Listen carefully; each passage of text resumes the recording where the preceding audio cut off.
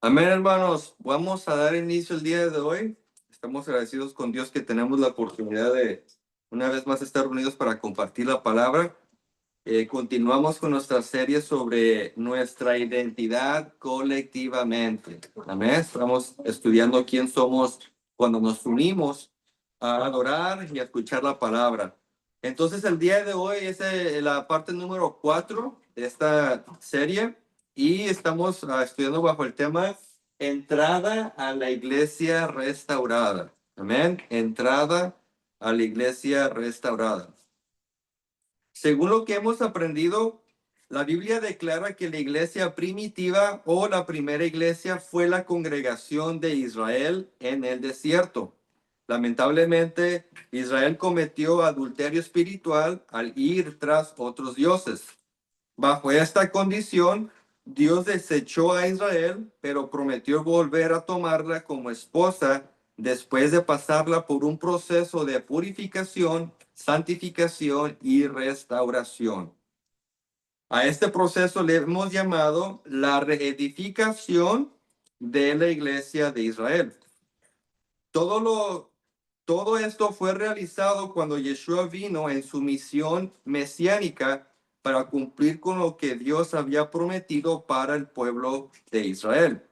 Con su muerte, Yeshua estableció un nuevo pacto, lo que permitió el inicio de la restauración de la iglesia israelita al nivel espiritual que el Padre siempre había deseado. Ahora que la iglesia ya fue reedificada, la pregunta para nosotros es cómo entramos en ella. ¿Ok? ¿Cómo es que yo puedo entrar a esta iglesia que Cristo reedificó con su muerte? Amén. Para poder contestar esta pregunta, debemos primero repasar un principio bíblico que ya hemos visitado y repetido varias veces. Es el principio del patrón cíclico de la historia humana. A ver, los que están aquí presentes, ¿cuál es el patrón cíclico de la historia humana? ¿Qué significa eso? De lo que se vuelve a repetir. Amén. ¿Qué es lo que se vuelve a repetir? Todo. ¿Qué es todo? La historia. La historia, exactamente. La historia humana parece ser que está diseñada por Dios en un patrón cíclico, ¿verdad? Y vamos a ir a la Biblia para refrescar la mente. Vamos a Eclesiastés, capítulo 1, versículos 9 al 10. Eclesiastés, capítulo 1, versículos 9 al 10.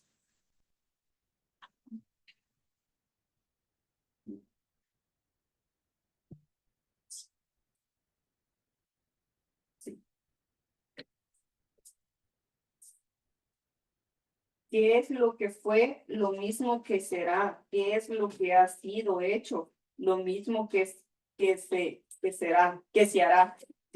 Y nada hay nuevo debajo del sol. Hay algo de que se puede decir, aquí esto es nuevo. Ya fue en los siglos que nos han predecido. Amén. So, aquí el escritor de Eclesiastés hace la pregunta, ¿hay algo nuevo debajo del sol? Y según lo que dice aquí, pues la respuesta es no. ¿Por qué? Porque dice aquí que lo que sucedió va a volver a suceder. Amén.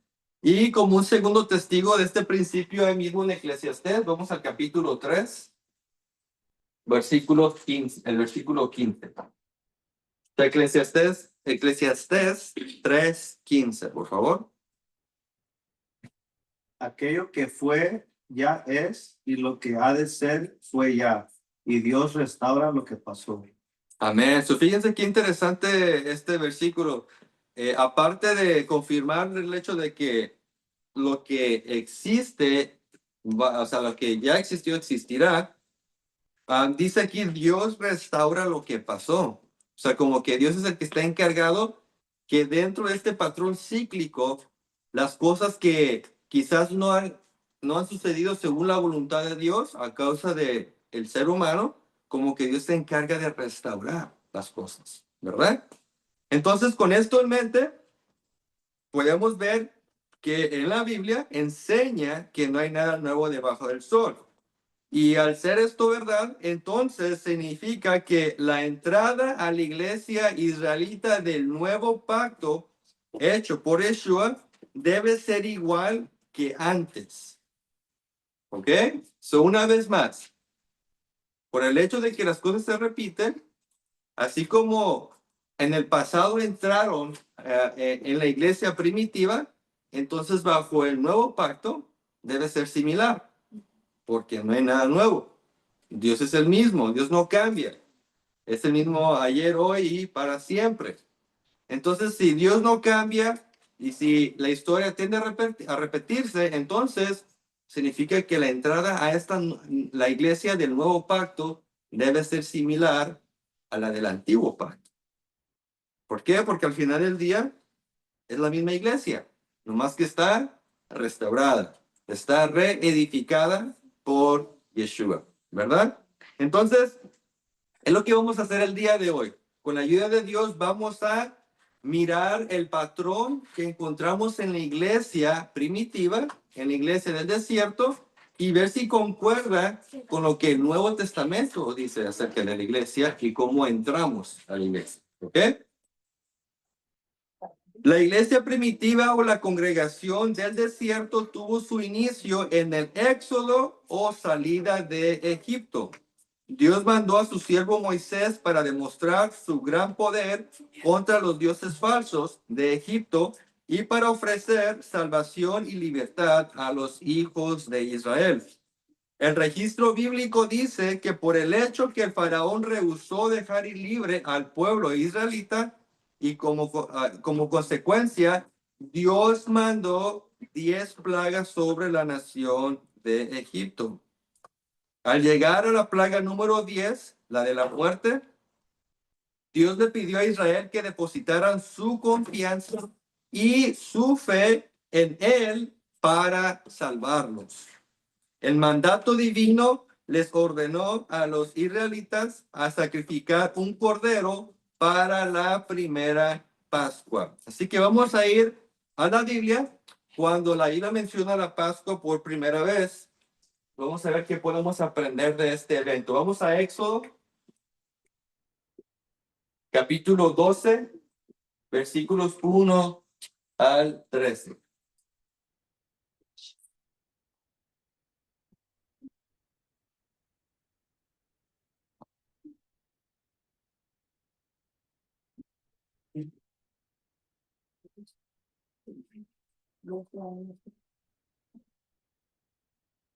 Habló Jehová a Moisés y a Aarón en la tierra de Egipto, diciendo: Este mes os será principio de los meses para vosotros, será este el primero en los meses del año. Hablad a toda la congregación de Israel, diciendo: En el 10 de este mes, tómese cada uno un cordero según las familias de los padres, un cordero por familia. Mas si la familia fuere tan pequeña que no baste para comer el cordero, entonces él y su vecino inmediato a su casa tomarán uno según el número de las personas conforme al comer de cada hombre.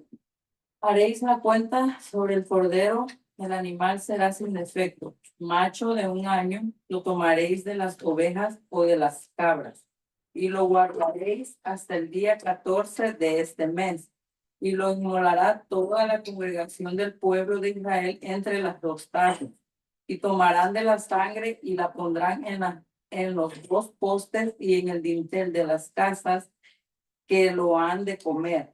Y aquella noche comerán la carne asada al fuego y panes sin levadura, con hierbas amargas lo comerán.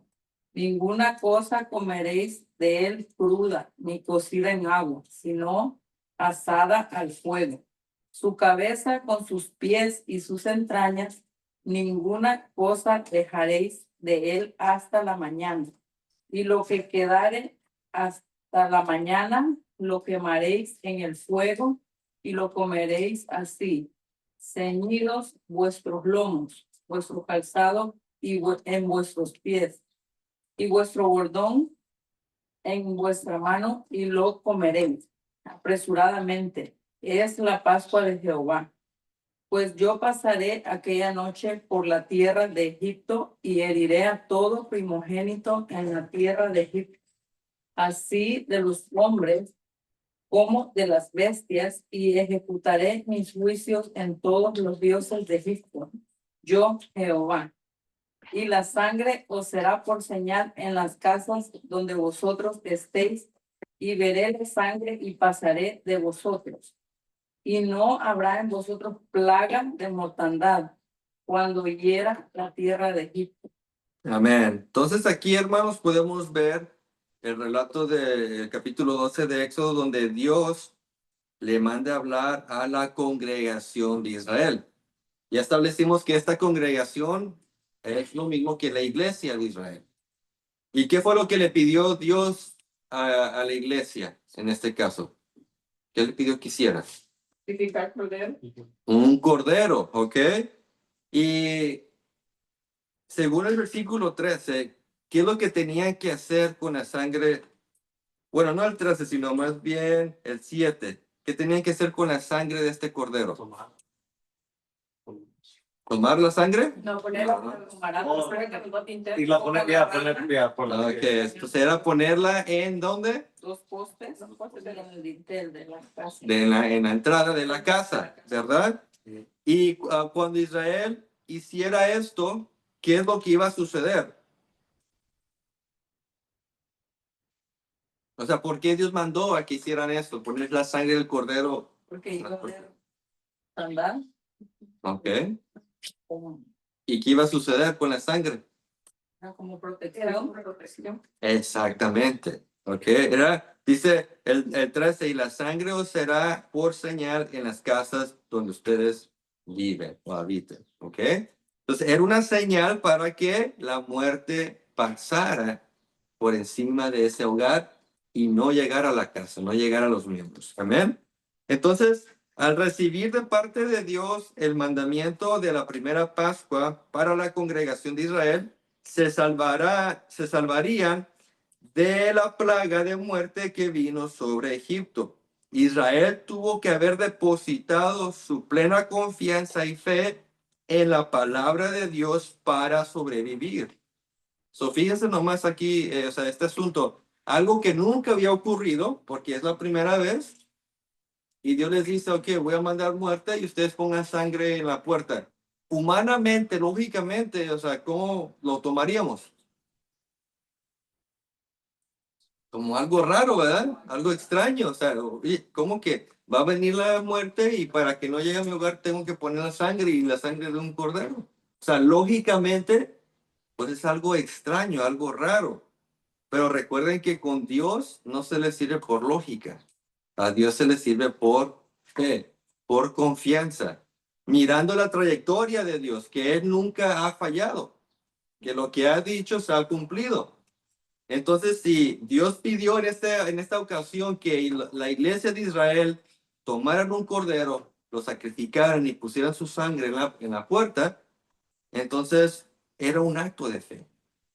So, miramos aquí que este fue el primer paso que el pueblo de Israel tomó en el tema que estamos hablando ahora de la iglesia, o sea, los pasos para entrar a la iglesia. Lo primero que hizo Israel es tener fe en la palabra de Dios, tener fe en Dios.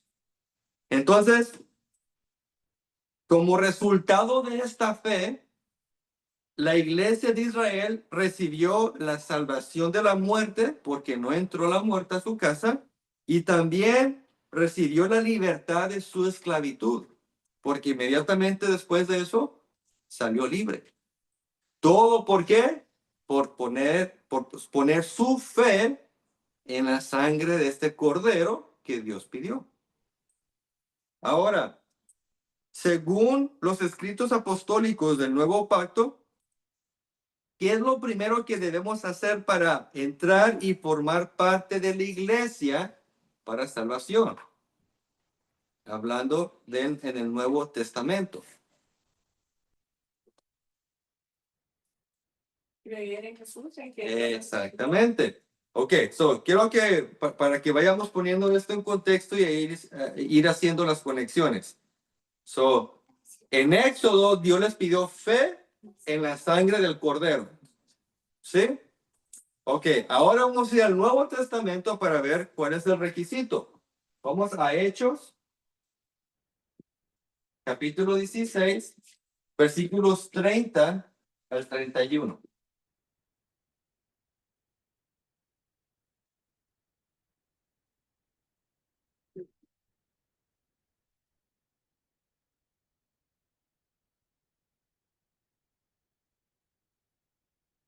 A ver, quien lo tenga me ayuda. También los que están en Zoom pueden participar. Dice, y sacándolos les dijo, señores, ¿qué debo hacer para ser salvo? Ellos dijeron, cree en el Señor Jesucristo y serás salvo, tú y tu casa. Amén. So, ¿qué es lo que, según Pablo, lo que se requiere? Creer Jesús. o tener fe en Jesús, en Yeshua, y como resultado, ¿qué va a suceder? Salvos. ¿Quién? Tú y tu casa. Tú y tu casa. ¿Ok? Ahora, tratemos de ir haciendo las conexiones con lo de Éxodo. ¿Ok? Entonces, según las palabras de Pablo, nosotros debemos depositar nuestra fe, nuestra confianza en la persona y obra de Cristo. ¿Pero por qué? ¿Por qué es que Pablo está pidiendo esto? ¿Por qué en Cristo? ¿Ok? Porque, o sea, estamos tratando de ver este patrón, que lo que sucedió va a volver a suceder. So, si a la iglesia en el desierto se le pidió depositar su fe en la sangre del Cordero, ¿por qué ahora en el nuevo pacto Pablo está pidiendo que depositemos nuestra fe en Yeshua? ¿Cuál es la conexión ahí? Jesús. Por la sangre, por nosotros su sangre. Exactamente. Vamos a ir a Juan. Juan capítulo 1 para confirmar lo que acaban de responder. Juan capítulo 1, versículo 1. Disculpen, capítulo 1, versículo 29. Juan capítulo 1, versículo 29.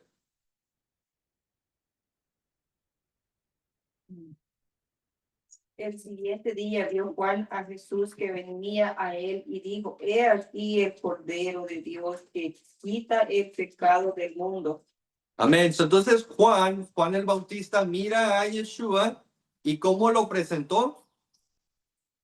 El Cordero. El Cordero de Dios que ¿qué? Que quita el pecado del mundo. Ok, entonces parece ser que según el Nuevo Testamento Yeshua es un tipo de cordero, ¿verdad? Sí. Ok, ahora vamos a primera de Pedro.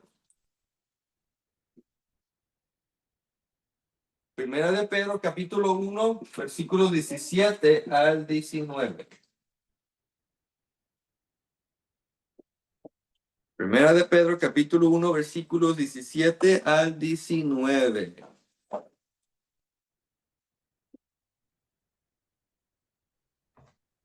Y si invocáis por Padre a aquel que sin acepción de personas juzga según la obra de cada uno, conducíos en temor todo el tiempo de vuestra peregrinación, sabiendo que fuisteis rescatados de vuestra vana manera de vivir, y la cual recibisteis de vuestros padres, no con cosas corruptibles como oro o plata, sino con la sangre preciosa de Jesucristo, como de un cordero sin mancha y sin contaminación, ya. Amén. Hasta ahí, gracias. Entonces aquí Pedro está también haciendo la misma conexión que hizo Juan. Cuando Juan miró a Yeshua, dijo, miren, el Cordero de Dios que quita el pecado del mundo. Aquí Pedro está diciendo que fuimos comprados con la sangre de Cristo como de un cordero sin mancha y sin contaminación. Ahora, vamos a 1 capítulo 5, versículo 7. Primera de Corintios, capítulo 5, versículo 7.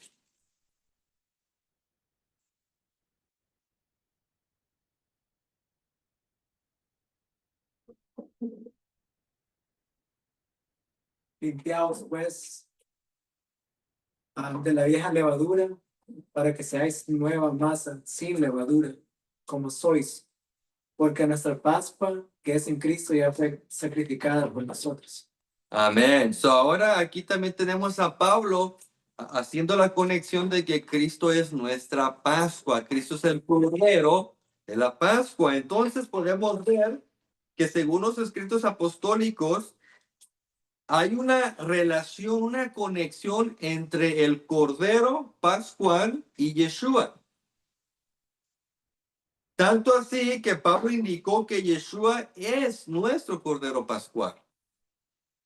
Por consiguiente, cuando los escritos del nuevo pacto nos mandan a depositar nuestra fe en Yeshua, el Cordero de Dios, están en completa armonía con los escritos del antiguo pacto. El cordero que se sacrificaba en la Pascua era una sombra de la persona quien sería el Mesías prometido de Dios. De modo que cuando Dios pidió que los miembros de la iglesia primitiva depositaran su fe en la sangre del Cordero Pascual, fue un tipo de profecía que apuntaba al futuro Cordero de Dios, quien vendría para liberarnos de la esclavitud del pecado y salvarnos de la muerte espiritual. En otras palabras, así como los israelitas fueron salvos por la sangre del Cordero en Egipto, igualmente ahora nosotros somos salvos por la sangre de Yeshua y somos introducidos a la iglesia de Israel restaurada. Entonces miramos que es lo mismo. En el desierto entraron por fe en el Cordero. Ahora nosotros en la iglesia restaurada entramos por la fe en el Cordero de Dios, Yeshua. ¿Miramos la conexión?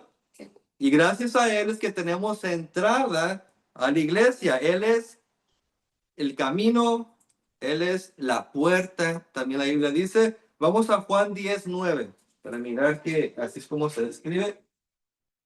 Juan 10:9.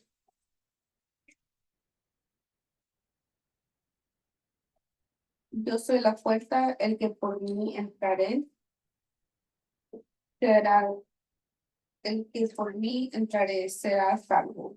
Y entrará y saldrá y hallará pastos. Amén. Dice, yo soy la puerta. Ahora, qué interesante que Yeshua está usando aquí esta analogía. O sea, Él se está comparando como la puerta. Ahora, ¿por qué es interesante esto? ¿Dónde se puso la sangre del cordero? En la puerta. Y el que entrara por esa puerta con la sangre iba a ser salvo de la muerte que iba a venir. Ahora Yeshua, siendo el cordero, que por su sangre somos salvos, ahora dice él, yo soy la puerta y también soy el cordero y mi sangre los va a salvar. Dice, el que por mí entrare, o sea, al hogar de Yeshua, el que entrare por la puerta que es Yeshua por su sangre, dice, será salvo. Lo mismo que ocurrió en el pasado. So, miramos ahí ese ciclo que sí es verdad. Así como indica la Biblia, lo estamos mirando ahorita. ¿Alguna pregunta, algún comentario? ¿No?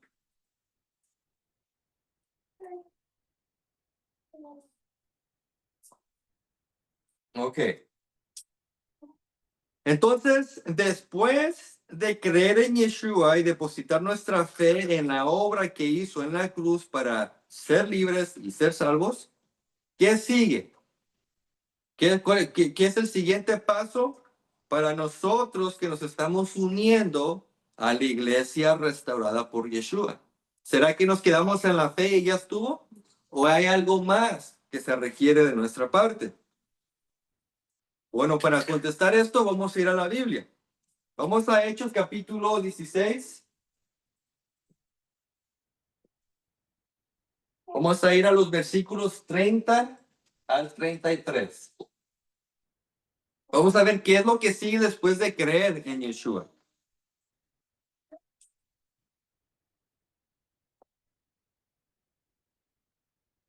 Y sacándolos les dijo, señores, ¿qué debo hacer para ser salvo? Ellos dijeron, cree en el Señor Jesucristo y serás salvo tú y tu casa. Y le hablaron la palabra del Señor a él y a todos los que estaban en su casa. Y él, tomándolos en aquella misma hora de la noche, les lavó las heridas y enseguida se bautizó él con todos los suyos. Entonces, después de haber creído en Yeshua, ¿qué fue lo que sucedió? El bautizo. El bautizo, ¿verdad? Se bautizó. Ahora, vamos a ir a otro testigo para ver si esto es lo que continúa, si es lo que sigue. Vamos a Hechos 2:38. Bueno, vamos a leer. A ver, vamos para allá. Quiero agarrarlo en contexto.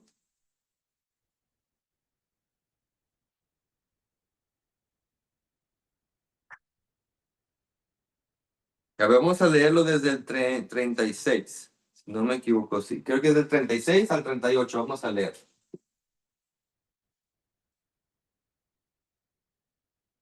¿Qué dice?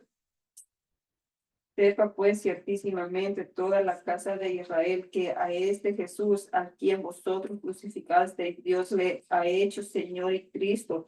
Al oír esto se compungieron de corazón y dijeron a Pedro y a los otros apóstoles, varones hermanos, ¿qué haremos?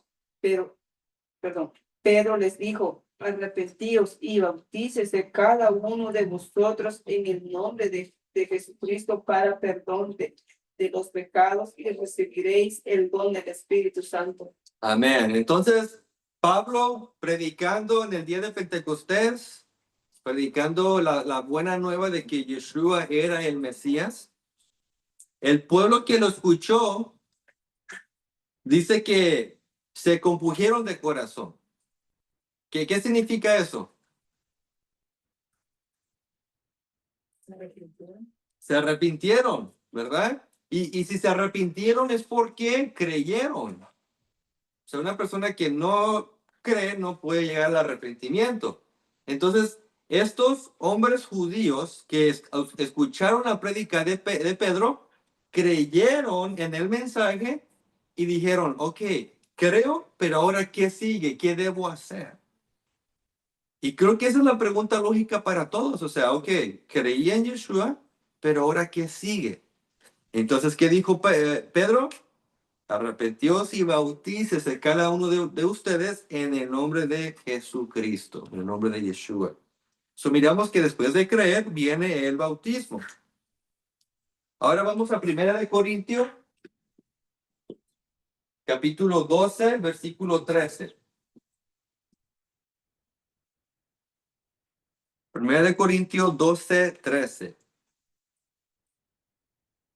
Porque así como el cuerpo es uno y tiene muchos miembros, No, ¿no? 1 Corintios 12, 13 es ese. Porque por un solo espíritu fuimos todos bautizados en un cuerpo, sean judíos o griegos, sean esclavos o libres, y a todos se nos dio a beber de un mismo espíritu. Amén. Entonces dice que por un mismo espíritu fuimos todos bautizados. Amén. Entonces, según los escritos del nuevo pacto, podemos ver que hay una importancia en el bautismo en agua y en el espíritu como parte de la iniciación del nuevo creyente a la iglesia o cuerpo de Cristo. ¿Ok? So, ¿sí podemos ver la importancia del bautismo? Después de creer es el bautismo. Entonces, ¿ustedes creen que el hecho que esto es lo que enseña el Nuevo Testamento que es por casualidad? ¿Ustedes creen que después de creer en Yeshua es porque se le ocurrió a Pedro, sabes que se me hace buena idea, hay que echarlos al lago para que se mojen? ¿Fue por casualidad? No. Si no es casualidad, entonces, ¿qué es? Es un patrón que Dios estableció desde la iglesia primitiva, desde la iglesia de Israel. Entonces, ¿cómo está el asunto aquí? ¿Será que la iglesia de Israel fue bautizada? Sí. ¿Qué creen ustedes? ¿Fue bautizada la iglesia de Israel? Tiene que, porque si se repite, tiene que haber sido bautizado. Me gustó esa respuesta. Aunque no sepamos si sí o no, pero como ya conocemos que existe un patrón cíclico, tiene que. Porque recuerden, no hay nada nuevo debajo del sol. Entonces, si en el nuevo pacto se está pidiendo el bautismo después de creer, tiene que haber un precedente mucho tiempo antes que explique lo mismo, que ocurra lo mismo. Entonces, vamos a ver si esto es así. ¿Y saben quién nos da esta revelación? El apóstol Pablo. Vamos ahí mismo en 1 Corintios capítulo 10, versículos 1 al 2. 1 Corintios 10, capítulo 10, versículos 1 al 2. Porque no quiero, hermanos, que ignoréis que nuestros padres todos estuvieron bajo la nube y todos pasaron el mar. Y todos en Moisés fueron bautizados en la nube y en el mar. Wow. Todos comieron en el mar. Amén. Entonces, según la revelación del apóstol Pablo, dice, hermanos, no quiero que sean ignorantes. En otras palabras, les está recordando lo que ya había ocurrido. Dice que todos nuestros padres fueron bautizados en Moisés por la nube y por el mar. Entonces, gracias a la sabiduría que Dios le dio al apóstol Pablo, podemos descubrir que la iglesia israelita del desierto también pasó por el bautismo de agua y del Espíritu. Al cruzar el Mar Rojo por el liderazgo de Moisés, los miembros israelitas y gentiles que formaban parte de la iglesia del desierto fueron bautizados en agua. Igualmente, al estar bajo la nube, la iglesia de Israel fue bautizada por el Espíritu. De modo que la iglesia del desierto y la iglesia restaurada en Cristo requieren del mismo bautismo porque es la misma iglesia. No más que es un antes y un después, pero es lo mismo. ¿Por qué? Porque existe un patrón. En el caso de la iglesia primitiva, ellos fueron bautizados en Moisés, ya que él fue el mediador y libertador que Dios usó para salvarlos. En el caso de la iglesia restaurada por Cristo, siguiendo el mismo patrón, somos bautizados en nuestro mediador y salvador, que es Cristo, Yeshua. ¿Ok? Entonces, una vez más, la iglesia del desierto tuvo su mediador, su salvador, que fue Moisés, y por eso Pablo dice, en Moisés fueron bautizados. Nosotros en el nuevo pacto igualmente tenemos un mediador, un salvador, que es Yeshua. Entonces debemos ser bautizados en Yeshua. Y eso es lo que acabamos de ver. En Hechos capítulo 2, versículo 38 dice, arrepentíos y bautícese cada uno de ustedes en el nombre de Yeshua, en el nombre de Jesús, para perdón de los pecados. Entonces, no es casualidad que los apóstoles están enseñando un bautismo y un bautismo en el nombre de nuestro mediador, que es Yeshua. Ahora en el nuevo pacto es Yeshua. En el antiguo pacto fue Moisés, fue Moshe. ¿Ok? Ahora en el nuevo pacto es Jesús, es Yeshua. Entonces, pues, por eso miramos que la Biblia manda el bautismo en el nombre de Jesús. Vamos a otro versículo, a otro pasaje en la Biblia para confirmar este hecho, que el bautismo se realiza en el nombre de aquel que es nuestro mediador. Vamos a Hechos, capítulo 10, versículos 47 al 48.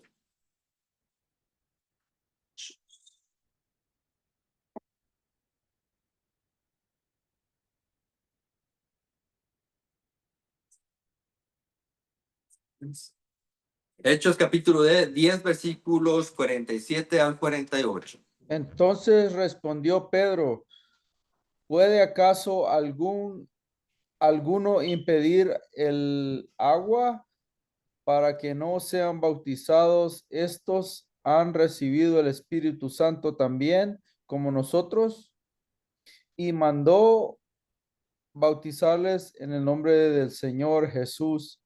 Entonces le rogaron que se quedase por algunos días. Amén. Entonces aquí tenemos en otra parte en el libro de los Hechos donde se mandó a bautizar en el nombre de Yeshua. ¿Por qué? Porque está siguiendo el patrón que existía antes, en el nombre del mediador. En este caso, el mediador del nuevo pacto es Yeshua. Un tercer testigo de esto, vamos a Hechos capítulo 22, versículos 12 al 16.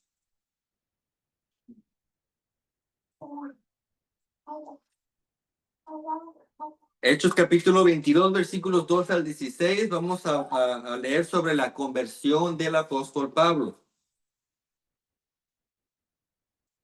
A ver, ¿quién me ayuda? Entonces uno llamado Ananías, varón piadoso según la ley, que tenía buen testimonio de todos los judíos que allí moraban, vino a mí y acercándose me dijo, hermano Saulo, recibe la vista. Y yo en aquella misma hora recobré la vista y lo miré. Y él dijo, el Dios de nuestros padres te ha escogido para que conozcas su voluntad y veas al justo y oigas la voz de su boca. ¿Por qué serás testigo suyo y todos los hombres de lo que has visto y oído? Ahora pues, ¿por qué te detienes? Levántate y bautízate y lava tus pecados invocando su nombre. Amén. Le dijo al gran apóstol Pablo, Dios te escogió para una misión especial. Pero antes que comiences tu misión, dice, levántate, bautízate, lava tus pecados, invocando su nombre. Amén. Entonces, podemos ver aquí, claro, que entonces hay este patrón que después de la fe en el Cordero, hay un bautismo. Y siguiendo el patrón es en el nombre de Yeshua, así como anteriormente fue en Moisés. Amén. ¿Alguna pregunta, algún comentario hasta ahorita? ¿Está quedando claro? ¿Estamos identificando los patrones? ¿Sí? Sí, yo tengo una pregunta. Adelante. ¿Puede bautizarse cualquier persona que no tenga ningún conocimiento sobre la Biblia? ¿O nomás se bautizan las personas que ya han aceptado a Dios? Pues como estamos mirando aquí el patrón, el primer paso es creer. Entonces, una persona que nunca ha oído de Dios, que nunca ha oído de Yeshua, ¿por qué va a querer bautizarse? Si pues ni siquiera ha creído. Entonces, siguiendo el patrón, primero es creer. Entonces, una persona tiene que oír el evangelio, tiene que entender la situación pecaminosa en la que está y al reconocer eso se va a arrepentir y va a decir, ¿qué debo hacer ahora? Y ahí es donde entra el bautismo. Entonces, bíblicamente, una persona que esté ya con el conocimiento de su pecado es el que debe bautizarse, el que entiende lo que va a hacer. Porque si no, pues entonces no califica según el patrón. O sea, se puede bautizar, pero nomás se va a mojar, no le va a contar. Entonces, el bautismo católico es totalmente diferente, entonces, ¿verdad? Porque si no, no bautizaran a muchos niños prácticamente sin ningún conocimiento, ¿verdad? Sobre la religión. Excelente observación. Y así es. Y me gustó cómo identificó el bautismo. Dijo el bautismo católico. Porque es lo que es el bautismo católico, no es el bautismo bíblico, porque en la Biblia ninguna vez, ni una sola vez se registra que un niño se bautizó. ¿Ok? Todos eran adultos. ¿Por qué? Porque tiene que cumplir con el requisito de tener fe y de arrepentirse. Un niño No sabe. no sabe, ni siquiera sabe qué es pecado. No sabe, quizás tiene un concepto de quién es Dios, pero no sabe, o sea, realmente lo que implica. Son bebés, no Son bebés, ajá, no, y luego hablando en el catolicismo que son bebés de meses, mucho menos, ni creo que ellos mismos saben que existen Sí, sí. o sea, en el estado de su mente. Entonces, bíblicamente, ese bautismo católico, pues no existe. Amén. Pero buena observación, gracias. Bueno, entonces, quedamos que pues el patrón bíblico nos enseña que debe existir la fe en el Cordero de Dios y después pasar por el bautismo. Pero es todo ahí, se acabó ya, o sea, ya la logramos. No. Entonces, ¿cuál es el siguiente paso para aquellos que están entrando en la iglesia? Después de creer y ser bautizados, ¿qué sigue? ¿Cuál es el siguiente paso? Estudiar. Seguir los pasos. Muy bien, excelente observación, respuestas. Y para continuar en el tema de este patrón que estamos descubriendo en la Biblia, vamos a ir lo que dice el Antiguo Testamento acerca de lo que sucedió después del bautismo de Israel, para ver qué es lo que sigue en nuestro caminar. ¿Ok? Porque recuerden, lo que sucedió en ese entonces se va a volver a repetir, porque no hay nada nuevo debajo del sol. Entonces, vamos a ir a Éxodo. Vamos a Éxodo capítulo 19. Vamos a leer el versículo 1 al 5.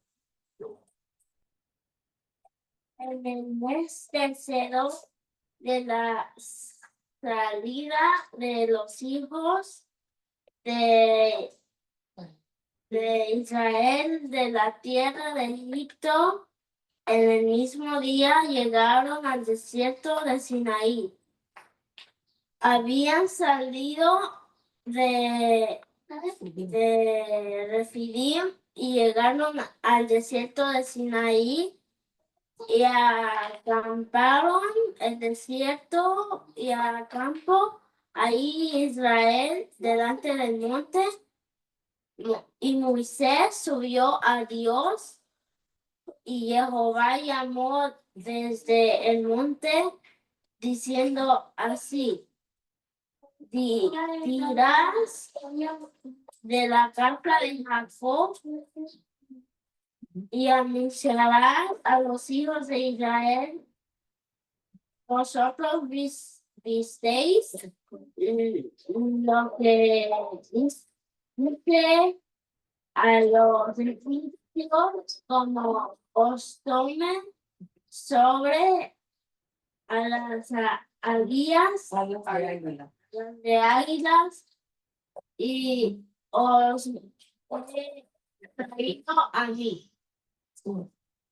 Ahora pues, si diréis odio a Oído. Si dieres oído, Si vienes oídos A mi voz. a mi voz y guardaréis mi pacto, vosotros seréis mi especial tesoro sobre todos los pueblos, porque mía es toda la tierra. amén. Entonces, después de haber pasado por el desierto, bueno, pasaron por el bautismo, dice la Biblia que Dios llevó a Israel por el desierto. Ahora, ¿ustedes saben en la Biblia qué representa el desierto?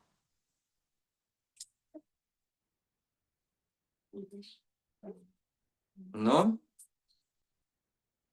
El desierto es un proceso de purificación, de preparación. ¿Ok? Por ejemplo, Yeshua, después de que se bautizó y antes de comenzar su ministerio, ¿qué fue lo que hizo? Se fue al desierto. 40 días, dice la palabra, ¿verdad? Y estuvo ahí preparándose espiritualmente. Ahora, ¿cuánto tiempo estuvo Israel en el desierto? 40 años. ¿Ok? De preparación. Ahora, Dios los llevó al Sinaí con un fin, con un propósito. Y les hizo una propuesta. ¿Ok? En el versículo 5, Dios les hace la propuesta. Si dieres oído a mi voz y guardan mi pacto, entonces ustedes serán un tesoro especial entre todos los pueblos. So, esa es la propuesta, si ustedes, ¿ok? Dice, dieres oído mi voz. Entonces, ¿qué es lo que Dios está pidiendo con esa propuesta? ¿Qué significa dar oído a su voz? Escuchar. Como si obedeciera. Exactamente. Ok, ahora, aquí es donde entramos en lo que es la perspectiva hebrea. Ustedes miran estas palabras en el hebreo, dice Shema. Shema significa oír, escuchar con la intención de obedecer. ¿Ok? So Dios les está diciendo, quiero que me oigan, que oigan mi voz, porque les voy a dar palabras para que las obedezcan. Y si guardan mi pacto, entonces yo los voy a bendecir, ¿verdad? Entonces, miramos aquí en este relato bíblico y en la cronología que después de cruzar el mar, donde fueron bautizados, Dios los llevó ante el monte Sinaí para hacer un pacto con ellos y anunciarles sus palabras y mandamientos. El Sinaí representa la entrega de la Torá, la entrega de las instrucciones de Dios para su iglesia en el desierto. So, vamos a ver lo que sucedió. Ahí mismo, en el 19, vamos a los versículos 16 al 18.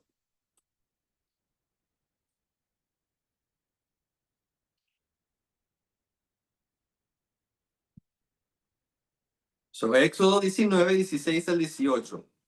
Aconteció que al tercer día, cuando vino la mañana, vinieron truenos y relámpagos y espesa nube sobre el monte y sonido de bocina muy fuerte, y se estremeció todo el pueblo que estaba en el campamento. Y Moisés sacó del campamento al pueblo para recibir a Dios, y se detuvieron al pie del monte. Todo el monte Sinaí humeaba porque Jehová había descendido sobre él en el fuego, y el humo subía como el humo de un horno, y todo el monte se estremecía en gran manera. Amén. Entonces aquí miramos a Moisés como el mediador de la iglesia en el desierto, trayendo al pueblo ante Dios. ¿Para qué? Para que oyeran su voz, escucharan los mandamientos de Dios y así pudieran guardar el pacto. Entonces, vamos ahora a Deuteronomios 33, donde va a confirmar lo mismo, pero nos va a dar un poco más de detalle. Deuteronomio 33, versículos 1 al 2. Esta es la bendición con la cual bendijo Moisés, varón de Dios, a los hijos de Israel antes que muriese. Dijo, Jehová vino de Sinaí y de Seir, les esclareció resplandeciendo desde el monte de Parán, y vino de entre 10 millares de santos con la ley de fuego a su mano derecha. Entonces, ¿con qué bajó Moisés? Según lo que dice aquí, con la ley de fuego en su mano. Entonces aquí Moisés está bajando del monte cuando recibió esta ley, le llama ley de fuego. ¿Con qué fin venía Moisés del monte con las tablas? ¿Qué contenía las tablas? Los 10 mandamientos. Los 10 mandamientos, la ley, por eso le llama aquí la ley de fuego, la Torá de fuego. Era la Torá que Dios esperaba que el pueblo oyera y obedeciera, ¿verdad? Entonces, el hecho de que Dios les entregó su Torá después del bautismo en el desierto, nos enseña que cuando uno entra a la iglesia de Israel, Dios requiere obediencia a su palabra, a su ley. Esto también lo miramos en el relato del Nuevo Testamento con los nuevos creyentes que se unían a la iglesia restaurada de Israel. Entonces vamos a ver esto ahorita, que Después del bautismo, Dios le entregó la ley a Israel. Vamos ahora a ver si esto se repite en el Nuevo Testamento. Si después de bautizarse, después de hacerse miembro de la iglesia, si tenemos que guardar la ley. Vamos a Hechos. Capítulo 15, versículos 12 al 21. Hechos 15, versículos 12 al 21.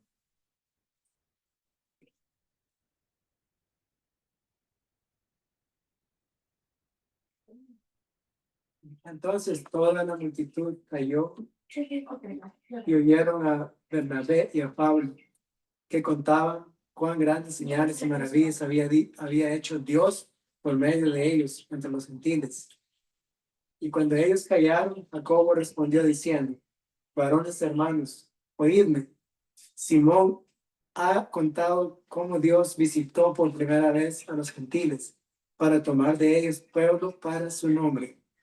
Y con esto concuerdan las palabras de los profetas, como está escrito: después de esto volveré y reedificaré el tabernáculo de David, que está caído, y repararé sus ruinas y lo volveré a levantar, para que el resto de los hombres busque al Señor y todos los gentiles sobre los cuales es invocado mi nombre.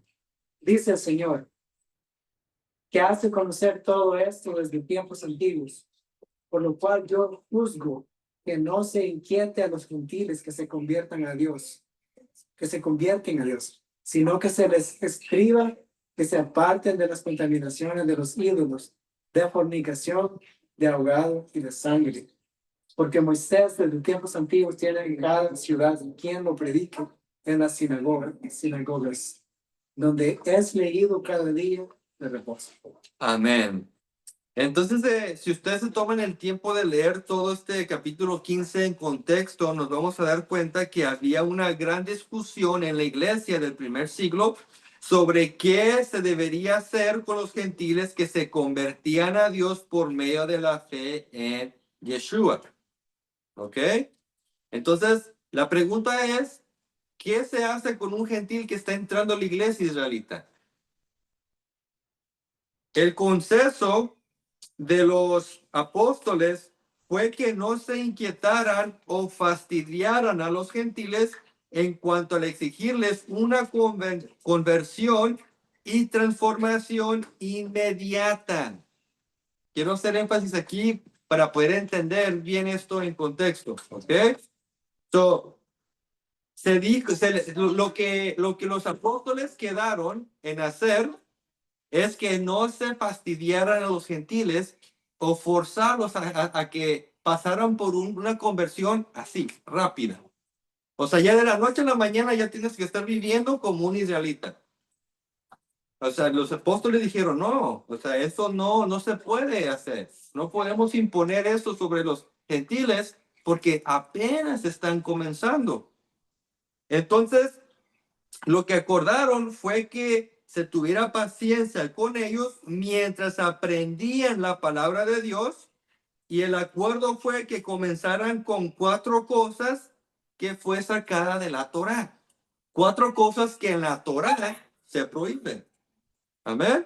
Entonces, ¿cuáles fueron las cosas que se prohibieron? Que se apartaran de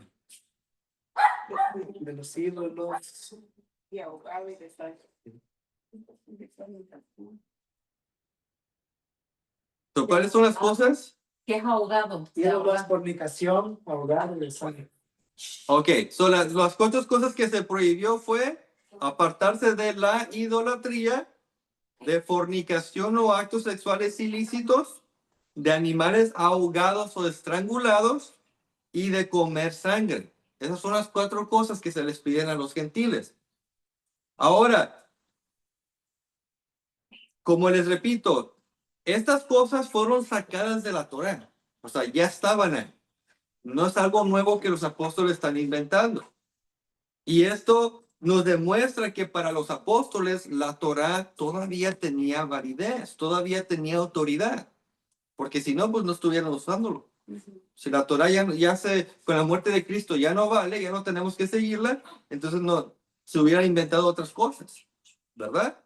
Entonces nos enseña que para los apóstoles y la iglesia restaurada, la Torá sigue teniendo validez. Es importante. Ahora, la siguiente pregunta para nosotros sería, ¿por qué es que se eligieron estas 4 cosas en particular? O sea, ¿por qué no dijeron otras 4? ¿Por qué no se enfocaron en otros 4 mandamientos que quizás son más importantes? ¿Por qué en estas 4 cosas? Porque idolatría significa adorar otra cosa que no sea Dios.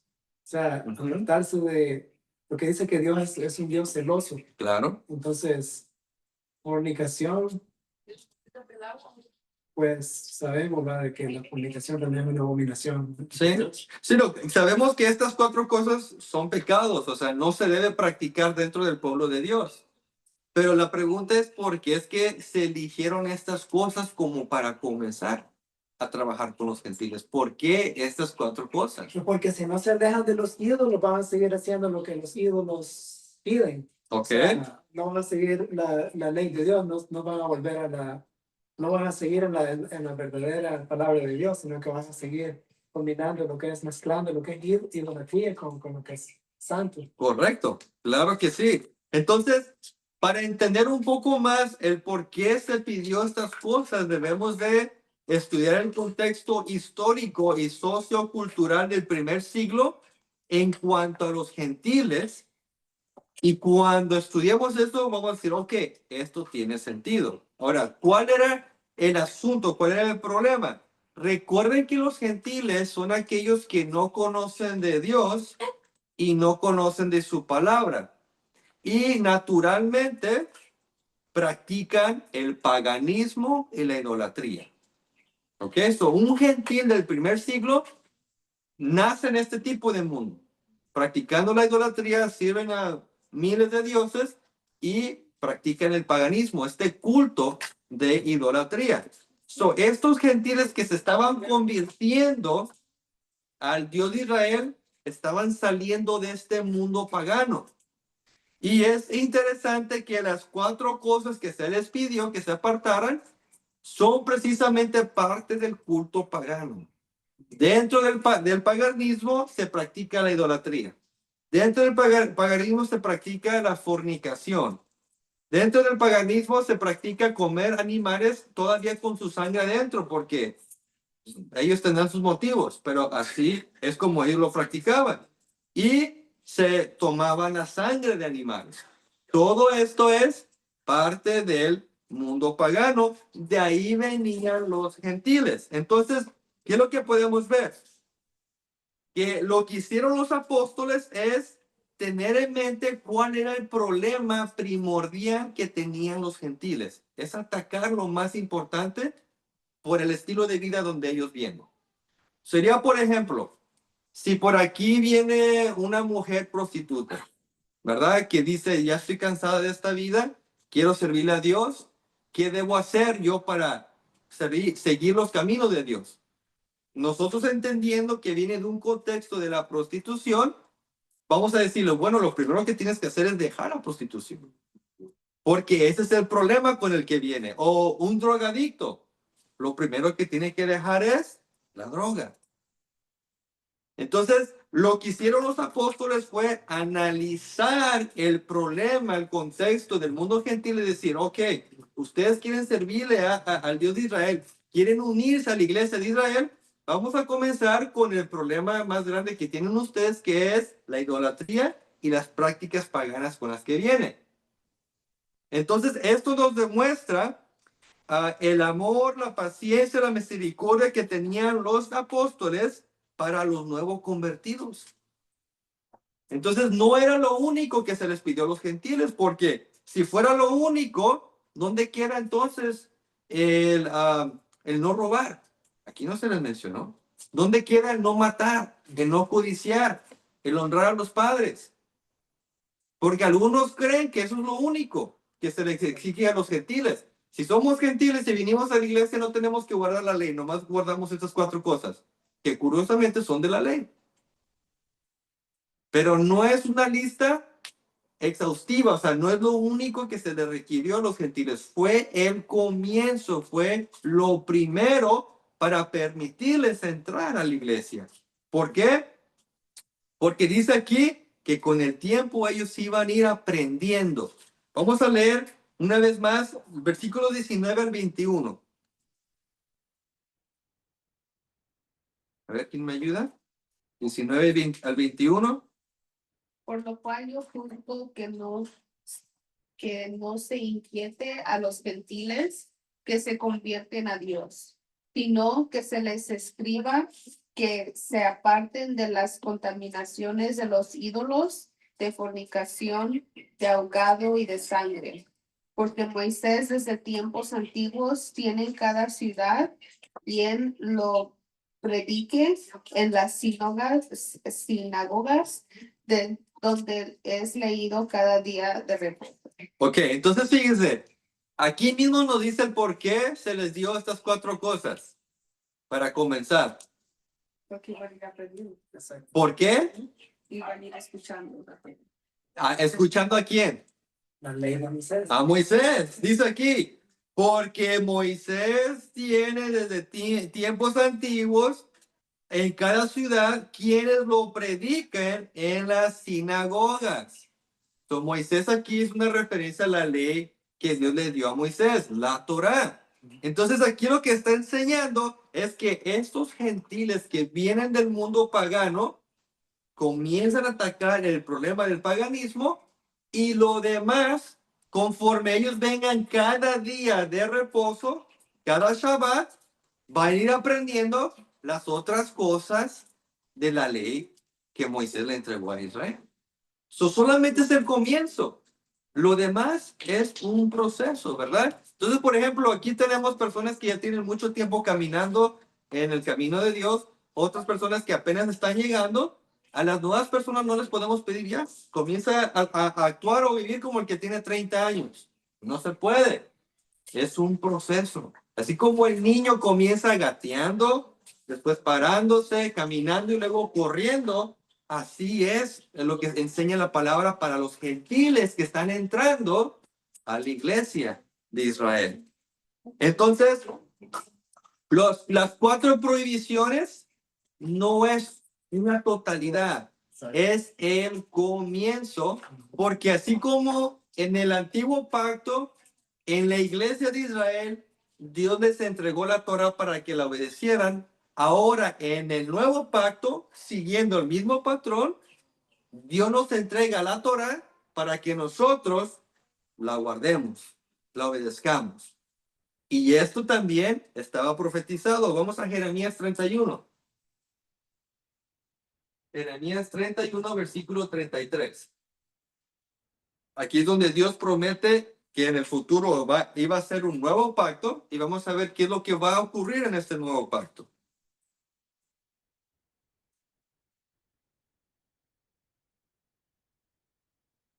A ver quién lo tiene.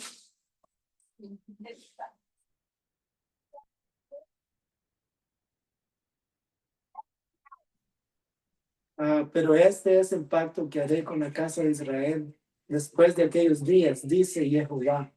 Daré mi ley en su mente y la escribiré en su corazón. Y yo seré a ellos por Dios y ellos me serán por pueblo. Amén. Entonces, ¿con quién Dios iba a realizar el nuevo pacto? Con el pueblo de Israel. Con Israel. ¿Por qué? Porque la iglesia es de Israel. Israel es quien iba a recibir el pacto para ser restaurada. Y en este nuevo pacto dice Dios que iba a poner su ley, su Torah en nuestra mente y corazón. Ahora, ¿por qué creen ustedes que Dios se iba a encargar de hacer esto? Que en el nuevo pacto Él se iba a encargar de poner su Torah en nosotros. ¿Por qué? ¿Para qué Dios nos va a dar su Torah en nuestros corazones? ¿Para decir que ya no la vamos a obedecer? ¿Para desecharla? ¿O con qué fin la pone Dios en nosotros? Para vivirla. Para vivirla, para que la realicemos en nuestras vidas, para que la pongamos en acción. Entonces, aquí nos demuestra que para Dios, tanto en el antiguo como en el nuevo pacto, requiere que los creyentes que se están uniendo a la iglesia, después de creer, después de bautizarse, que reciban la instrucción de la Torah para comenzar a vivirla. ¿Por qué? Porque no hay nada nuevo debajo del sol. Todo es lo mismo, nomás que en diferente época, ¿verdad? Entonces, a Dios le interesa que nosotros le obedezcamos porque, pon atención, el lenguaje de amor de Dios es la obediencia. Una vez más, el lenguaje de amor de Dios es la obediencia. En otras palabras, en la manera que Dios quiere que lo amemos es a través de la obediencia. Y eso es lo que enseña la palabra. Vamos a Deuteronomio capítulo 10. Versículos 12 al 13. Deuteronomio capítulo 10, versículos 12 al 13. Ya me lo terminamos. Ahora pues, Israel, ¿qué pide Jehová tu Dios de ti, sino que temas a Jehová tu Dios, que andes en todos tus caminos y que lo ames y sirvas a Jehová tu Dios con todo tu corazón y con toda tu alma? Que guardes los mandamientos de Jehová y sus estatutos que yo te prescribo hoy para que tengas prosperidad. Amén. Entonces la pregunta que Dios le hace a Israel, ¿qué pide Jehová de ti? Dice que lo ames. Dios pide que lo amemos. La pregunta es, ¿cómo Dios quiere que lo amemos? Versículo 13, que guarden los mandamientos de Jehová. ¿Ok? Ahora, muchos pudieran decir, sí, pero pues es que este es en Deuteronomio, esto es en el Antiguo Pacto. Bueno, recuerden, todo es un ciclo. Lo que sucedió va a volver a suceder. Si en el Antiguo Pacto Dios pidió esto y tenemos este patrón, entonces también lo tenemos que ver en el Nuevo Pacto. ¿Y qué creen? El Nuevo Pacto lo enseña. Vamos a Primera de Juan, capítulo 5, versículo 3. Primera de Juan, capítulo 5, versículo 3.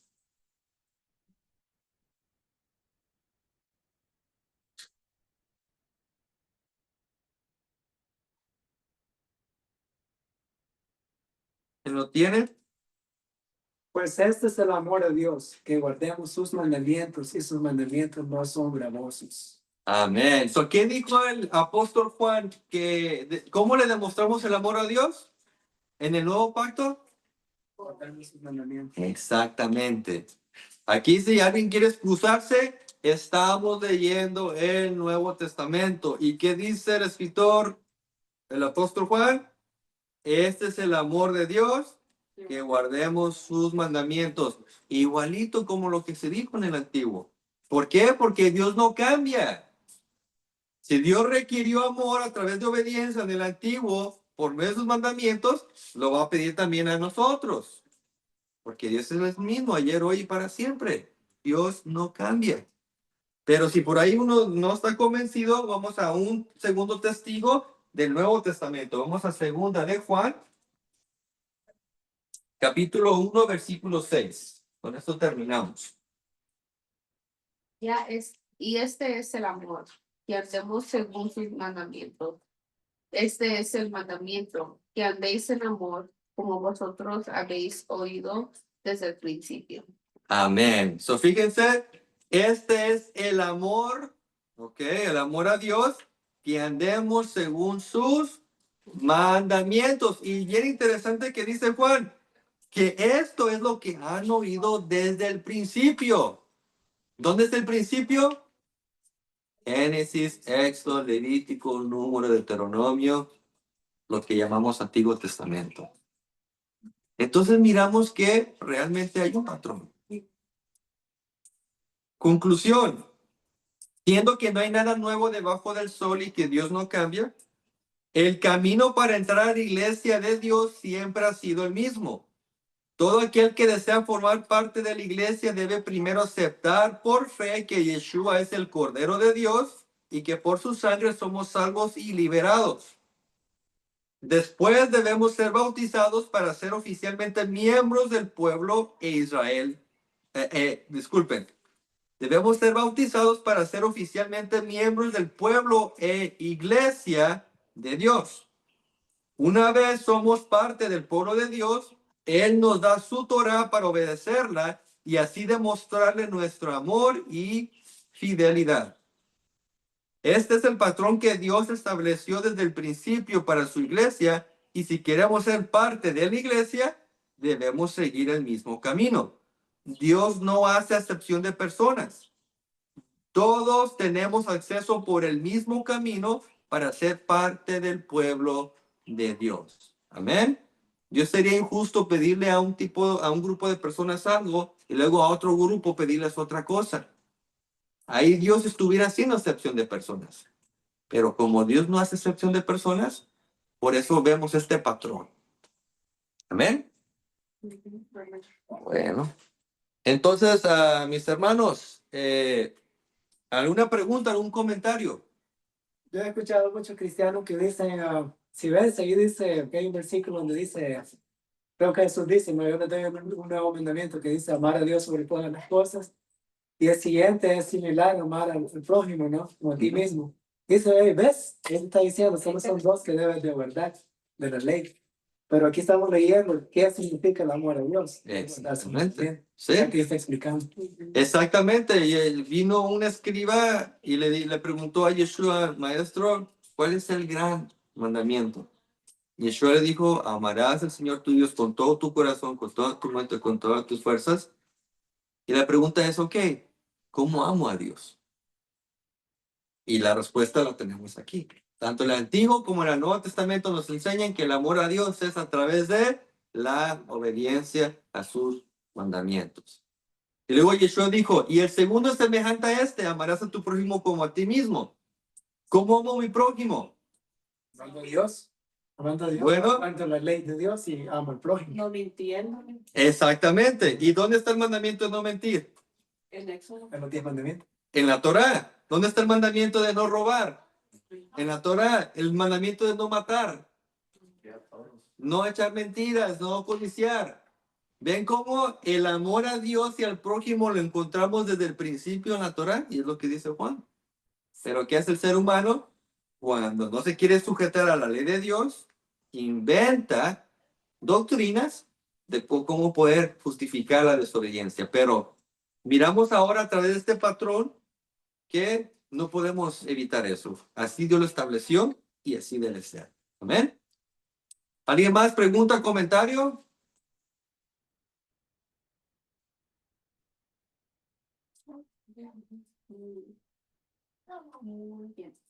¿Todo bien? ¿Todo claro?